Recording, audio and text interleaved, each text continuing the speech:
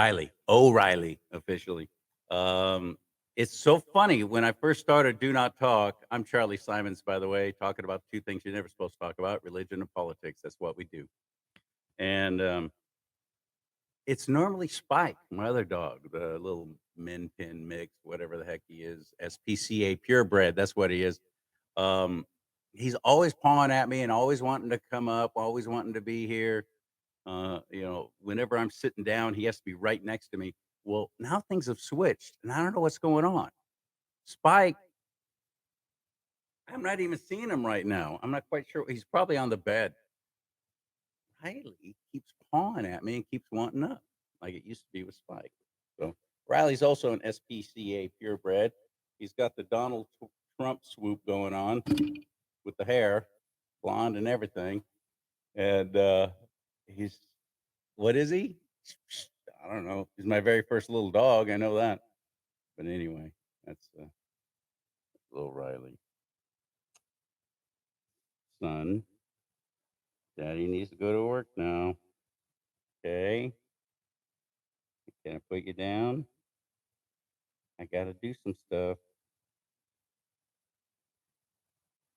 How do you say no to that face? Good boy. All right. Hello, my friend. Welcome. I am Charlie Simons, brought to you by tomahawkswitch.com/Charlie. It's a real Native American tomahawk. Yes, it is, Riley. You're right. So tomahawkswitch.com/Charlie, CHARLEE. Fire the big corporations. I'm done with them. I'm done with their crap. I'm done with them purchasing slave labor products from communist China, turning it around, putting a markup on it, selling it to us, and driving mom and pops and family-run businesses out of business. Families have been losing everything. One of my guests this week is Randy Mitchell. He's got 6 different barbershops that he's opened up. He's had to change the whole marketing campaign and everything just to get the government has tried to shut him down and ruin him because he dared to stay open during the whole COVID shutdown. He said, no, that's a mandate. It's not a law. A governor cannot make law. A governor can make a mandate, which is kind of like you'll be sorry if you don't do this suggestion, this strong suggestion. That's all it is. It's not a law. And he said, no, my employees, they have families to feed. They rely on this income. There's people who need this service. No, I'm not shutting down. I'll do your little mask thing and all that crap, even though I know it's ridiculous. Did you hear the latest from that mumbling, fumbling thing that some of you call the President of the United States? More money for vaccines for Check children. this out. Check this out. We You need ready? more money to plan. We'll get through at least this year. We do need more money. But we don't just need more money for vaccines for children eventually. We need more money to plan for the second pandemic. There's going to be another pandemic. We have to think ahead. No, you got to think ahead, do you? There's going to be another pandemic. I am anxious for you to meet my guest today. Her name is KRISTIE Tertel. She's amazing. You're going to have a good time with her. KRISTIE Tertel tells it like it is. And we're taking on all kinds of issues, but most especially your right to keep and bear arms shall not be infringed. Yeah, we're going to talk about that big time. She's with the Heller Foundation. If you're not familiar with them, look them up. HELLER. Heller Foundation. KRISTIE Tertel on today's Do Not Talk. And also, do you know the Scott family? SCOTT family. They have a YouTube channel, and I know they're on Instagram and they're on Twitter. The Scott family. It's a husband and wife team, and she's the real funny one. He just laughs at what she does. And she does this kind of thing. She makes fun of people who just think they're all that. And she brings them down just by mocking them. This time, her aim at greatness is the Miss Universe pageant. Check it out. Pretending to be in a pageant.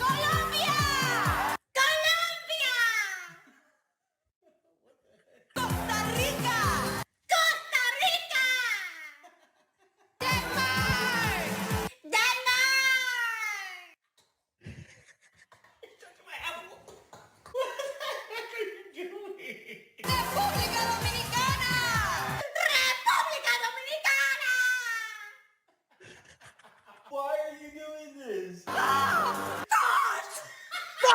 What?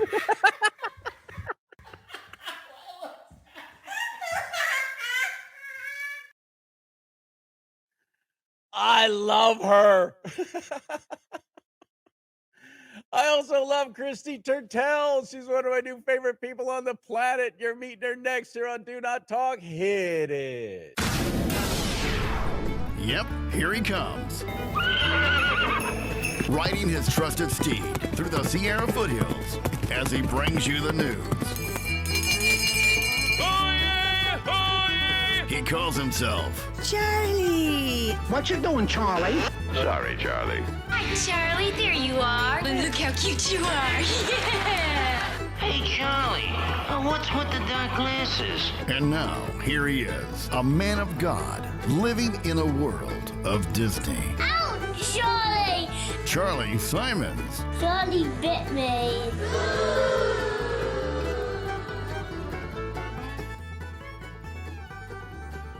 I know that. I know. You're feeling better, though, right? You're feeling better, right? Right? You got your medication? You're good? Okay. Oh, we're on. Hello. This is this is Do Not Talk. I'm Charlie Simons, your host and MC. Ladies and gentlemen, for your dining and dancing pleasure, ladies and gentlemen, the very first appearance today of Riley. Oh, Riley. He gets a little summer cut. This is my very first dog, by the way. So if I feel like I never liked guys with little dogs. As Kirk made that little graphic, big guy with a little dog. I used to make fun of those dudes when I'd see them walking down the street with their little chihuahua or their poodle on a leash or whatever. I'm like, oh, good heavens, that looks ridiculous. Get a real dog. All that is a cat with bigger teeth. So my wife at the time wanted a little dog. And I know you can't have one without having another because otherwise they're very social animals. So I wound up about a year apart from each other getting two little dogs from the SPCA, Society for the Prevention of Cruelty to Animals, because I don't shop, I adopt. And this is my very first little dog right here. So it's been a bit of a learning curve. And they have these little particular health problems that the big dogs don't normally get. Like he's got a heart murmur, this little pal. And he started just this whole series of horrible coughing and hacking. And I thought, what the heck's going on with this little dog? Because after my wife left in 2017, she took everything, but left the dogs behind. So now I'm a little dog guy. But anyway, the reason why I brought this up is my very first experience with them. This one, unlike the other ones, got real short hair. This one's got a lot. So in the spring, I have to give him his little summer cut. And I tried it myself last year, got clippers and everything. It was a hatchet job. It was a horrible. So I had to take him to a groomer last time. And now he's all grown out again. So it's going to be time for that expense again, although I can't. Because in California now, unless you have paperwork that your dog has the rabies vaccine, groomers are not allowed to do anything, not even trim their nails. Now, is there like some kind of huge rabies problem in California that I didn't know about? Or is it because that's just more fees for me? How Governor Hairdo calls it, I'm sure. More fees for me. I think that's probably the answer. They don't care. They freaking don't care. They don't care about you. They don't care about little O'Reilly. They don't care about Spike. They don't care about me. They don't care. We're not citizens of the state. We're subjects. All right, enough about that. Let's get to what this show is about today, and that is a very beautiful woman who I'm really looking forward to getting to know, and you meeting her at the same time. Her name is KRISTIE TERTEL, and she's on Do Not Talk right now. Hello, my friend. How are you? Hi, how are you? I'm borderline amazing. Thank you for asking. Now you got to answer. How are you?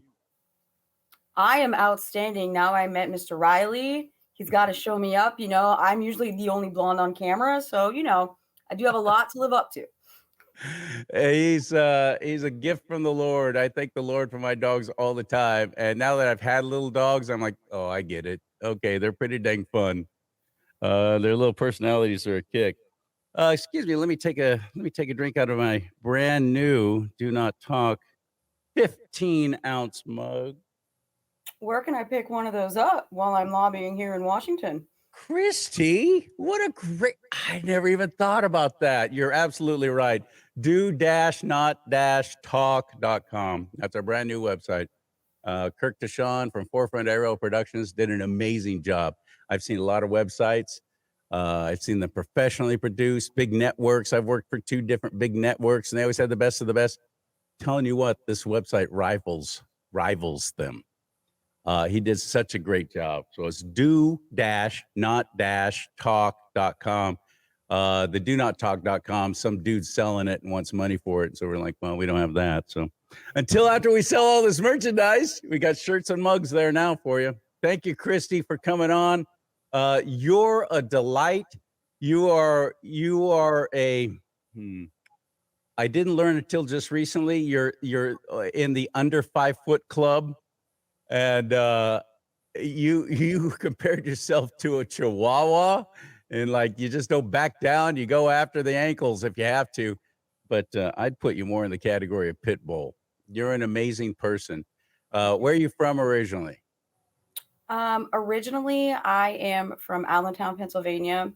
Spent a lot of time in Sydney, Australia. So that's going to tie into what we're going to talk about. Yeah. How'd you like Australia? Because I've been there. I've been to Sydney and Melbourne. Sydney, I would consider a second home, to be honest. I went to law school there. There's no Bill of Rights. So that's my biggest thing is you have no right against the government. You have no essentially human rights to enforce in that country. So, and we've seen the evidence of exactly how awful that can be with what little bit of media coverage we have been getting from Australia. Thank God for Sky News.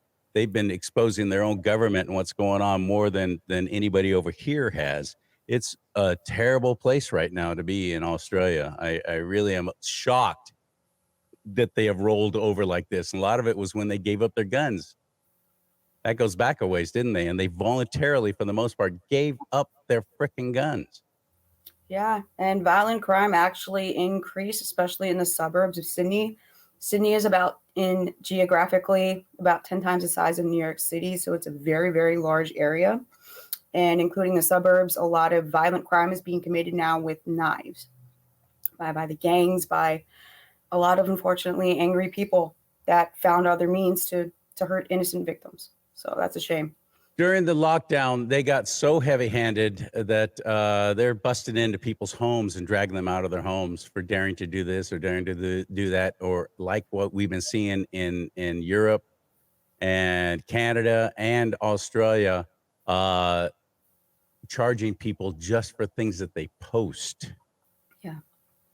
And then the whole vaccinations, if your child is not vaccinated, which in my personal humble opinion is child abuse, they were removing them from their homes, even attempting to take their parental rights from their biological mother and father. So that's terrifying. When I asked you, when I first found out about you and met you, for one of the first things I saw were these photos of when you got sent to the hospital. Girl, what the heck? I think your picker is broken. You've got a broken picker. You keep picking dudes who are just very, very bad people for the most part. What's up with that? Yeah. Well, that was before trauma therapy. I didn't know any better. You get brainwashed. I essentially got a PhD in what dating a narcissist was. By the end of it, you apologize for them getting angry and, for them hitting you. And God forbid they hurt their knuckles while unfortunately hitting your face. And I was the one apologizing to him. So that's how it is. And now I did a complete 180. I'm still the same height, but I'm a different woman. I am I'm empowered to be perfectly honest. When I first asked for your what you call a biography, so we can post it in the show notes, which you'll find right now at the bottom there. Kirk always puts those down there. And your bio started off with, I'm a former Trump administration, as well as a White House press lead, press secretary for Veterans for Trump, Latinos for Trump, and Dick Heller from the Heller Foundation saved my life exactly 5 years ago next month. I'm Australian American, wrote my senior thesis on how guns were bad. Now, that's just the first paragraph. Then you start opening out about what happened, how you got to be such a gun advocate, which, sister, so am I. That's my Second Amendment right, period. And feel very strongly about that. And I watch the erosion going on. And the NRA's right. You can never give them even an inch because they will take a mile. They just erode and chip away and chip away. And that's what they've been doing here in California. We're getting awfully close to being another New York. But you started writing about what all happened to you. Yep. Beaten into a coma 6 freaking times. Found left for dead and found in a dumpster in Baltimore. And then it was Heller backstage at CPAC saw you putting makeup on a black eye. Let's pick it up from there. What happened? Who was that? How did that happen? I had no idea who Dick Heller was. I was working backstage as a speaker escort for the ACU, which is the organization who hosts CPAC every year. At that point, he was still in Washington, D.C. So this was 5-6 years ago, pre-COVID. And it was the 10-year anniversary of the Heller decision. And he was ready to get on stage. Explain what the Heller decision is, please. Sure. It took Mr. Heller over 30 years to get to the Supreme Court in the 70s. He was an armed security guard at the United States Supreme Court. However, he could only carry a firearm to protect himself while at work. He lives still about 3 to 4 blocks away from the Capitol. And even still today, it is very, very crime-ridden, very gang-ridden. Even in front of his house, they try to have an armed robbery with his car just a few months ago. It's still very, very bad. He could not protect himself at his own house. So he could protect the judges and everyone else while at work. But as soon as, he clocked out for the day, that's all anyone cared about. So that's when he decided, I need to pursue this. At one point in time, there was a bullet hole that went through his front window of his house. And he applied for his DC concealed carry permit, and it wasn't a thing. It took him over 30 years to get there, losing the entire time. He has an insane faith in God. And I think that's what kept him going the entire time, was just have faith that this will work out. And by the time it got to the Supreme Court, it was 2008. A lot of major organizations helped us along the way. The NRA, ILA, the Cato Institute. And I think I was about a 3L in law school when the 2008 decision was finally decided at the end of June. And the incredible decision by Justice Scalia pretty much said that you do have a private right, a God-given right to defend yourself. And you don't need a militia. The fact that that's even questionable is insane. Go ahead. Sorry. The thing is, it's so historic, and it was such a landmark decision, and now it finally hits me years later. This was the first time the court ever looked at the Second Amendment because of Dick Heller. He's been coined the godfather of the Second Amendment for a reason. Well, I'm grateful that you met him. How did he change your life after after this beatdown? You were in a terrible relationship. Turns out that's not the only one. I mean, you can go into that kind of detail if you want, but I'm like, girl, what in the world? Oh, Why I do you know. keep picking these kind of guys? I know.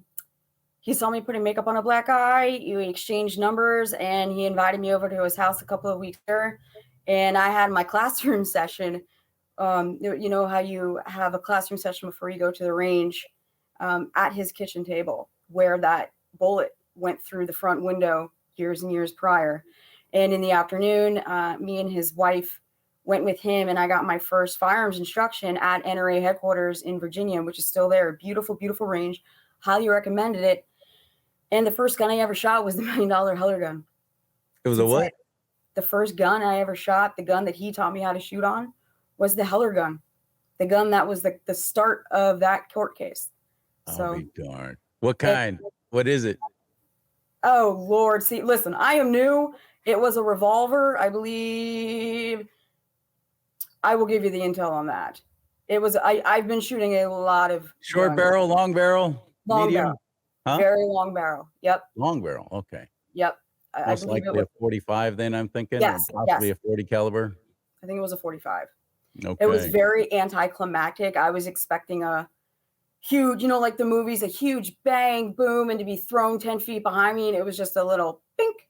And Well, that was then it. that was no 45, sister. It must have been a 22, because some of the early revolvers, just to improve accuracy, and a 22, if you know what you're doing and you're a good shot, can be every bit as effective as a 45 in stopping somebody. But yeah, that must have been a 22. It was so much fun. It wasn't, I was shaking, and by the end of it, I was giving high fives to the RSOs at the range. It was Man, so the adrenaline starts going. I understand. That's have you shot a 45 since then, by the way? I have Yeah, many. so you know the difference then. Yes. A big difference in the kick. So then a few years after that, I was still not a gun owner. I was still a little bit hesitant to carry a loaded gun concealed even or open. It was still new to me. I want to be a master of my craft. A gun is a tool. So I wanted to know as much as possible, and I did as much research as possible. I shot, I advocated, I lobbied. Unfortunately, I'm up to currently to date, as in 2023, I have 43 stalkers, both men and women. Mental illness is unfortunately a very, very major issue in this country, and they follow me around from state to state. A restraining order is just a piece of paper. I know that, unfortunately, very, very well. And one of the gentlemen that we were in the process of hiring for executive protection is a retired Navy SEAL. I was on my way to the airport to fax and copy some documents, actually a background check for him. Okay. And I don't remember much. All I know is I was pinging in and out. I had walked barefoot about 8 miles to the emergency room from his apartment right outside of Philadelphia, who the district attorney is in Philadelphia and who funded that. It would be very interesting to look into that. Wait. This was somebody that was applying to be security for you. Yep. Oh. We found out later that he had crushed up horse tranquilizer and had put it under the pizza. He had ordered, I believe, Domino's pizza and put it under the cheese of the pizza. I was in and out of consciousness the entire time. I walked to the hospital, the entire time I was in the hospital. So a lot of this I'm finding out, after the fact, by reading the police report, by doing follow-ups with the police department of what I remembered, because it's kind of an out-of-body experience when you're in that state of mind. We are of the opinion that he was actually trying to kill me. At the rape kit, I found out that I was raped by accidentally getting a bill in the mail from the hospital. When that happens and you do get a rape kit, you do not get charged financially for any of the medical procedures or anything that has happened. And thank goodness they accidentally sent it to me. And they had done a lot of blood tests every couple of minutes. They kept poking me. And that's how we found out what was inside of me. They found an entire box of unused tampons in the wrapper inside of me.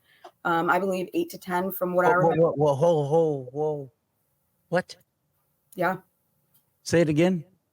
Unused tampons. So the applicator and the packaging, the plastic packaging that goes around each individual tampon, they found the equivalent of an entire box inside of me. Yeah. What the hell? Yeah.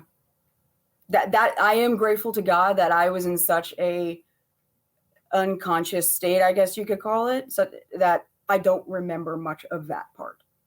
So That is a wicked demon. Did they catch this piece of shit? He's able. So that's when I finally sobered up and I had an Uber home and went and got my car the next day. And as soon as I was sober enough to drive, I went and got my first gun. And that's when I became a gun owner. What was it? What'd you get? Okay, that's my favorite part. It's an FN 509C compact because pretty much at this stature, anything is going to print. But I have little sausage fingers, so the grip is very aggressive on it. So that's why I chose that one. And it's so fun to shoot. It was What's the caliber? 9mm. Okay, gotcha. Awesome. Good job. Yep. Good on and you. I've been, shooting it religiously. It is a tool. And I've been very, very outspoken about it. And we link up with a gentleman named Tony Simon, who does diversity shoots in the New York, New Jersey, and Pennsylvania area 2 to 3 times a month, where they bring in people for $20. All you can shoot, all you can eat pizza, including ammo. And it brings in people, especially of minority populations, women, Chinese American, African American, Latinos from New York, that carpool from the Bronx to get there. And they fall in love with the tool and the ability to That be makes me empowered by happy it. So, because yeah. once they fall in love with that and they realize the side that they were so enamored with is wanting to take that right away from them, you're going to have an attitude adjustment real quick, aren't you now? I love that. Especially women. I tell every female friend I have, you get a gun, I'll go help you buy it. We'll pick out I've got to think about Sig Sauer P238 for women. That's just in California. Get the 9mm version everywhere else but California. But it's a perfect size gun, easy to rack, easy to load, almost bulletproof like a Glock. Incredibly accurate for being a subcompact. Incredibly accurate. Now I get no money from Sig Sauer for telling you that, but I just want the best for my friends and family. And everyone, it's a great equalizer. It's a great equalizer. You got a gun on you, it doesn't matter. Christy here, how tall are you? I am 4'11". 4'11". Doesn't seem like it, does she? I mean, she's got large and in charge, coming into the room, owning it. But how big is your boyfriend? We're gonna guesstimate about 6'5", 6'6". So That must be quite a sight when you all are going out. But the point is, without a gun, even if you know martial arts, what's your chance against somebody who's so much bigger than you like that? it really is the Defending great yourself. equalizer. That's Say it it. again. It really is the great equalizer at the end of the day. And it's You would not be a just- helpless victim, no matter how much you knew. And you might think, well, I go for his eyes, or I go for his groin, or go for whatever. Now let's put them on drugs. bingo. That's going to stop them. The only thing that's going to stop them is something that explodes. Even pepper spray will be a delay if they're wearing glasses or sunglasses. It doesn't get into the eyes. I know from experience because I've been sprayed with it on purpose as a stunt. I was on television doing it as a stunt when pepper spray first came out. I was wearing sunglasses. Everybody else was not. And I'm like getting it off my face and licking it going, that's all you got? Because I had those sunglasses on. Didn't get into my eyes, didn't get into my nostrils. Now, eventually it did. And how'd that go for you? But the point is, it sucks. Point is, I would have been all over you. I would have been on you. That's not going to stop me. What's the one thing that will stop me? A firearm. And that's it. And And make sure it's not a 22. You got to have some stopping power.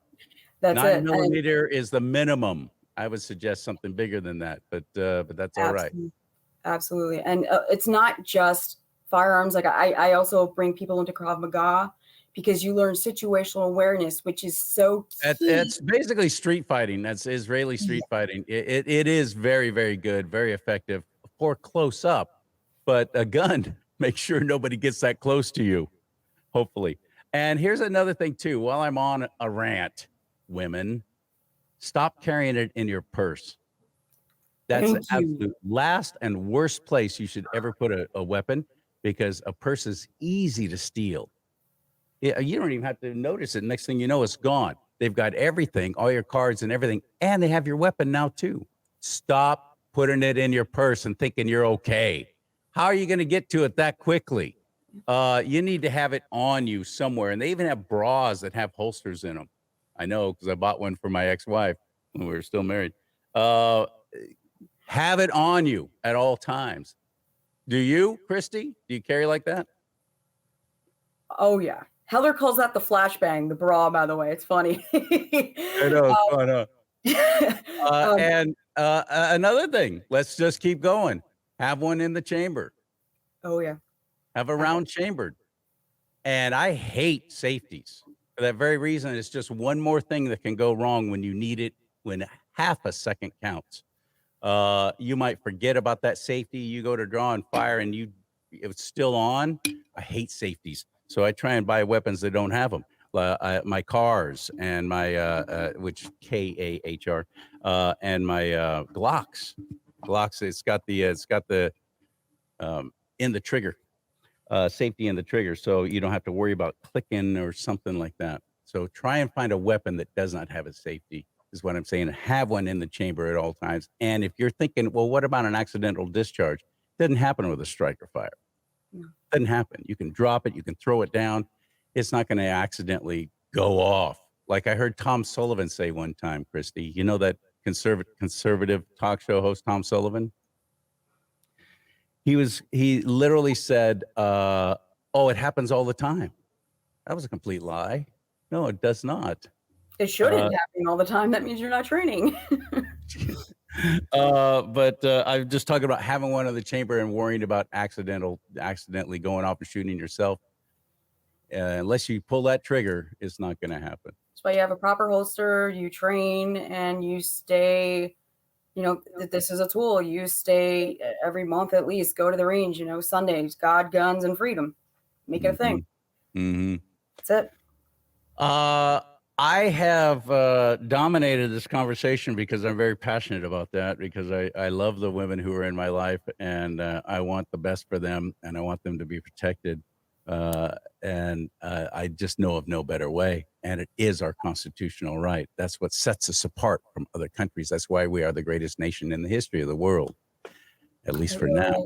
What are you seeing back where you are near Washington, D.C. that makes you think, holy crap, how do we survive this? So right about a week before Christmas, I got a meeting in the Oval Office.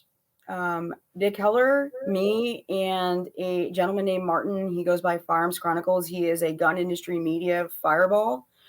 Got a meeting with the White House. It took me years and years to get it. It took a very, very long-standing relationship with a female Democrat congresswoman local to me that I actually met in trauma therapy. And she's opened that dialogue of, as woman to woman, make it a policy issue. Don't make it a partisan issue. This is a human right. Especially as a woman. This is the greatest equalizer anywhere in the world. We are so lucky to have that God-given right. And Heller, about 3 days before the meeting, was kicked out based off of the White House credentials. So it was me, myself, and I. Going into the White House, and I met with President Biden. I met with Vice President Kamala Harris. And later on that day, they actually had a meeting. I believe they signed Love is Love legislation. So Angelina Jolie was actually in that meeting as well.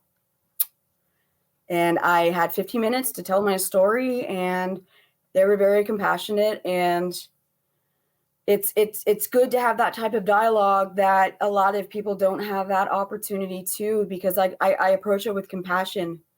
I approach it with education, which is what the Heller Foundation is about, is educating. And I was them at one point. I thought guns were dumb. I thought, America was very gung-ho, especially coming from an Australian perspective. I thought, video games were the reason for Columbine. I thought just get rid of the guns, get rid of the problem. And everything I've been through and more was preventable years ago had I been armed and trained. So that's why I'm so outgoing about showing my pictures. My pictures have been on billboards in the DC area, just begging and women, men, and children, because it's fun. It's a sport. to learn how to defend themselves and to get that stigma away from it, you know, and don't listen to the media, don't listen to the film industry. We have a lot of conservative, pro-gun, pro-God friendlies in Hollywood. They're just terrified of coming out and saying it because their careers will be gone. But you would be surprised how many And allies. their careers will be gone. Yeah. Talk to James Woods. Their careers will be gone. That's it. Unless they already have money like Mel Gibson to the point to where he can produce his own thing and just go, screw you. Like Clint Eastwood. Clint Eastwood refused to move to Hollywood his whole career. He's like, forget you clowns. I'm going to make my own way. And he did. He took money that he'd make in films and then put it into producing. And what a stud. I love stories like that. But most of them don't have that kind of guts, Christy, do they? No. And a lot of people try to silence me. There's hippies who's out on me. When I was single, it was great. I looked cute. It was better than a dating app. I was like, thank you. This is great. This is fantastic. Great angles. And at the end of the day, I am an ally to a lot of people. And whenever I get in a room and speak, I will speak to anyone who listens. It doesn't matter who you are, what demographic. I'm fluent in 7 languages. So if there's a language barrier, let's go. I will have no problem speaking to you. I forgot that about you. You speak 7 languages. But it's a give and take. I can barely tie my shoes, so I'm really lacking, if you can't tell, in the common sense. But yep. That's impressive. Don't you have a master's degree as well? 2 law. 2. Yeah. You know, I'm a glutton for punishment, you know, and at the end, I try to use my experience in life and then academically to affect change, and not to brag, but to use that skill set that is really transferable to speaking out and lobbying and attacking it, not only, you know, with our court cases at the Heller Foundation with Mr. Heller. We have about 7 cases that are going to be primed and ready to go, hopefully followed by this year, by the end of this year. We're not backing down. We're suing Joe Biden. We are unafraid, and we go hard. We collaborate a lot with Gun Owners of America, as well as NRA, ILA. And at the end of the day, it's all about coming together for this one cause. And it's at the end, I've never seen anything good based on history of disarming citizens. Never. You know? And we have a long history of socialist and communist countries who that's one of the very first things they do, because they don't want any resistance. And next thing you know, old Jed's a millionaire, and they're telling you everything you can and cannot do, and what you can wear and where you can live and what you can do to your own place. And that's communism. Stop it, people. Wake up. You know what? It's time right now, Christy, for a segment I do called Charlie Talks to Democrats. You have a constitutional right to keep and bear arms, and it shall not be infringed. That's the only amendment that actually has that kind of language that going, nope, you're not going to do anything to change that. Shall not be infringed. This, if nothing else, gives you the right to own and bear arms, just like it says. Not muskets, not tomahawks, not bows and arrows, whatever is the weapon of the day. And if you are one of the ones who say, well, there's no reason why you should have an AR-15, or like that hapless, pathetic thing you voted for president saying, no way, you don't need an AR to go hunting. Here's the point. At the time, law enforcement and military had muskets too. So that's all you had was a musket. Well, now things have advanced. You have the right to keep and bear arms. Even if you absolutely hate guns, or you're like Christy used to be, to where you're thinking, ew, smelly, dirty. Oh, and they're so loud. Don't lose a right. Don't lose any right that we have that's given to us by our United States Constitution. Do you understand the importance of that? Even if you hate it and you disagree with it, like me, I think it's disgusting that women can vote. But there's this thing called our Constitution of the United States of America. It's precious. Protect it, even if something you don't like. And that ends another exciting episode of Charlie Talks to Democrats. Thank you, Christy. Thank you for being patient. If you think that nobody should own guns because you don't like to own guns, no, that's a bad answer. Christy, where do you go from here? What's the next step? Oh, wait a minute. Before you tell me that, what was it like meeting two of the literally slimiest, creepiest people I think I've ever known? What was it like sitting in the same room with them? Very unintimidating and unimpressive. I can imagine that. It was When, like when Kamala Harris talked to you, did she keep nodding for positive affirmation? Did she talk to you like you're 12? Oh, she grasped my finger, and I immediately, as soon as I left the White House, I immediately washed my hands. I didn't know what was on that. And your eyes, I gotta wash my eyes. Joe Biden smelled like mothballs. That's really funny. So anyway, yeah, what's going on now? What's the next step for KRISTIE Tertel? Right now, we are hyper-focusing on a lot of states that are doing legislative unconstitutional actions. I've been training and testifying myself in person, submitting written testimony as well as Zoom testimony in at least 11 to 18 states a week. Right now, we've been hyper-focusing on Hawaii and Colorado, and unfortunately, California and New York. After those laws, unfortunately, do get passed, if our lobbying is not as effective as we'd like, we will take it all the way to the Supreme Court if we need to. Let's go. Let's go. So President Trump rotting away in a jail cell like the January 6th political prisoners. What's going to happen in 2024? So would you still vote for him? It's not going to happen. And this gag order, unbelievable. The man's going to be running for president next year, and they're going to put a gag order on him, and they're going to drag this case out as long as possible so he cannot talk about election stuff.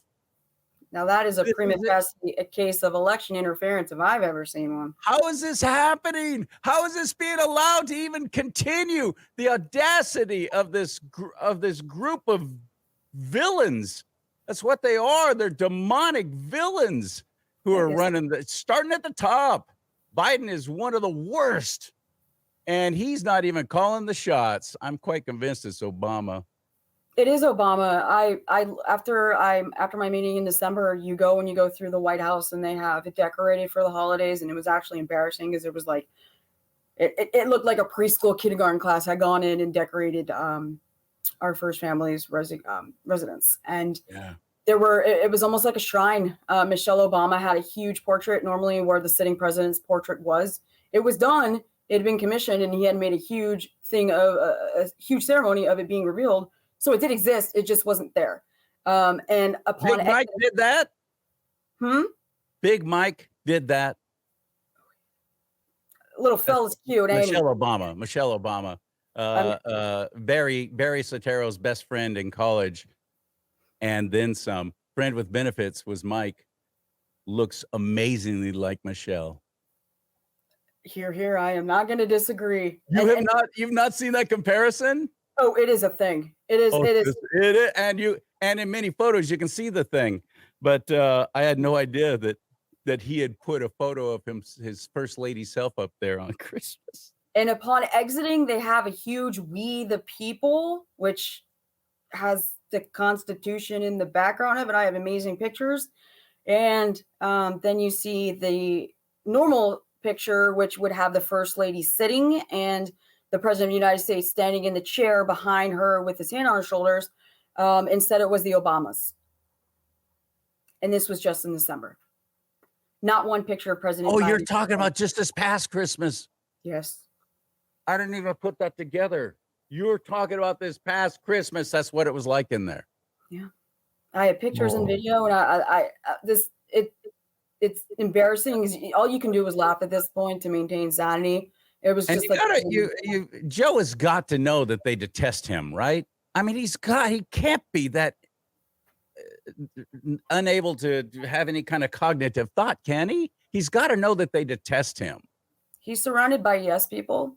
He has never had accountability in his entire professional or personal life.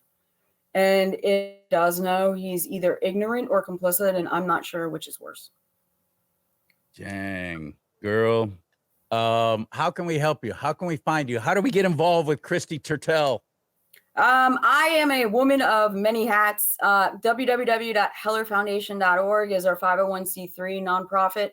Say it again. Say it more slowly. Sure. www.hellerfoundation.org. Heller, spell it. HELLERFOUNDATION.org. Also on socials at Real Dick Heller, at the Heller Foundation, and at KRISTIE TERTEL. Spell that. Which one? My name? Yeah. KRISTIETERTEL. Okay. And the links are below. Kirk's always great about doing that. My producer, Kirk Tashawn, Forefront Aero Productions out in Colorado. And you are in DC or near it? I am based out of Washington right now. I am still a resident of Pennsylvania. I live north of Philadelphia.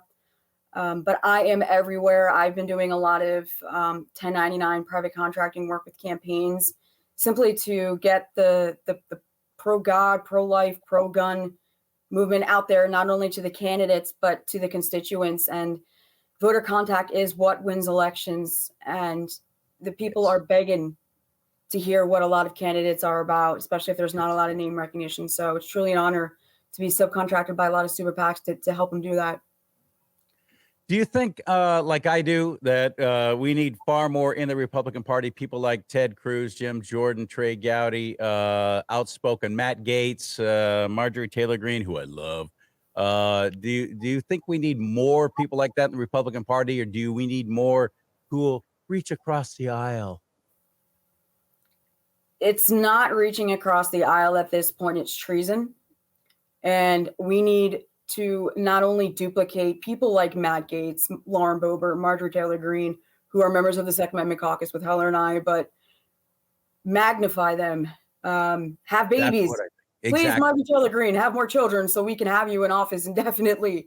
And we need fighters. We cannot keep our head down and let the establishment tell us what to do. As soon as I'm outspoken, I'm elected in the GOP in Pennsylvania, they try to kick me out and try to breach my First Amendment constitutional rights. That never goes well for them. I only get louder.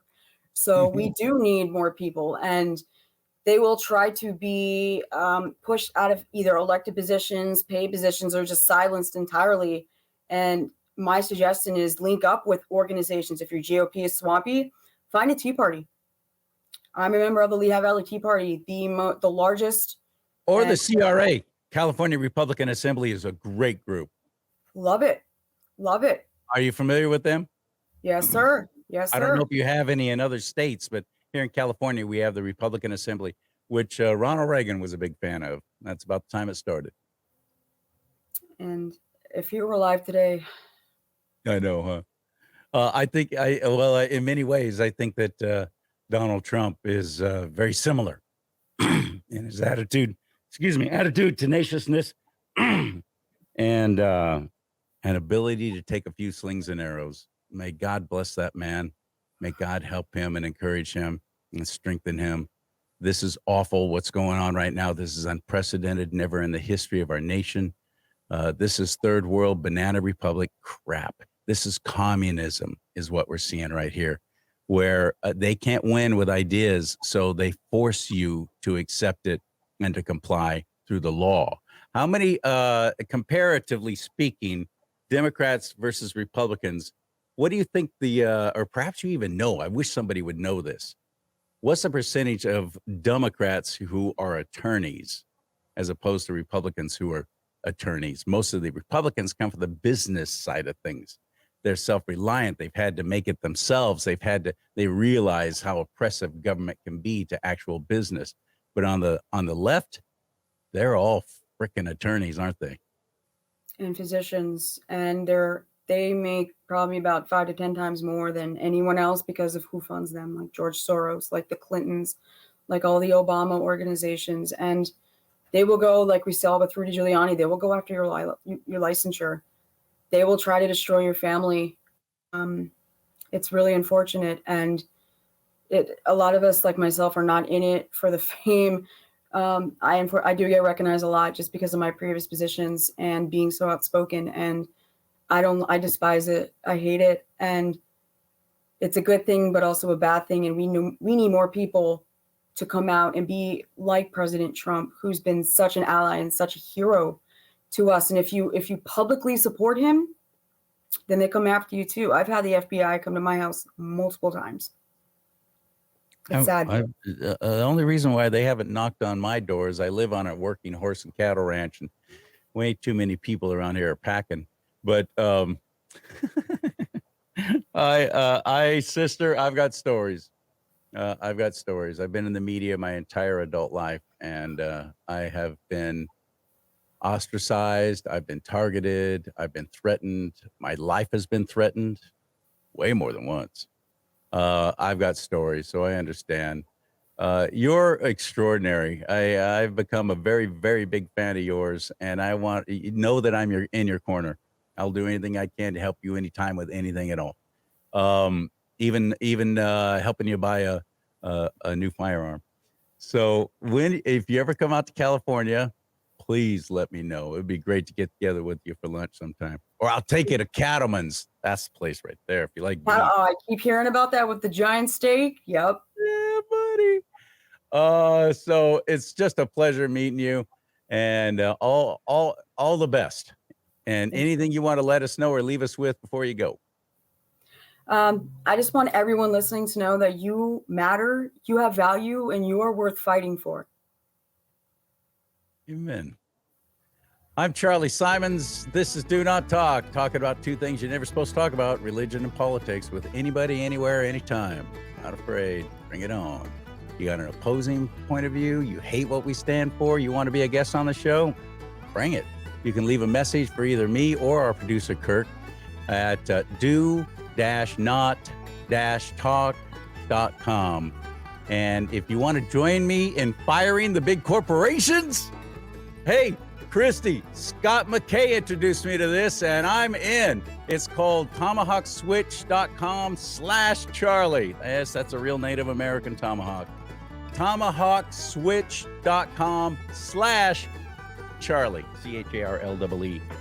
Fire the big corporations, buy American, buy naturally derived products, everything from home goods, toothpaste, deodorant, stuff you need for your body, stuff you need for your home, cleaning supplies, clothing, grass-fed beef. You'll be amazed at what you find at tomahawkswitch.com/Charlie. Watch that video from Scott McKay. He'll explain it all, and hopefully you'll join me in firing the big corporations. I want nothing to do with them anymore. I haven't set foot in a Walmart or a CVS or a Target ever since I became involved with tomahawkswitch.com/Charlie.